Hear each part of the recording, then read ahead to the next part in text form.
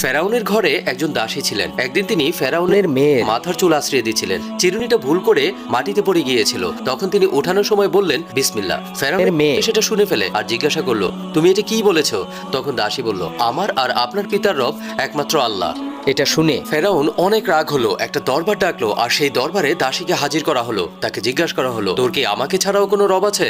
দাসী নির্ভয়ে বলল, আমাদের সকলের রব একমাত্র আল্লাহ। ফেরাউন তখন একটা বড় কড়াইয়ে তেল গরম করে সেই দাসী আর তার বাচ্চাকে পুড়িয়ে ফেলার হুকুম দিল। ফেরাউনের হুকুমে ওই দাসীর সামনেই তার বাচ্চাদেরকে এক এক করে গরম তেলের মধ্যে ঢেলে দেওয়া হয়েছিল।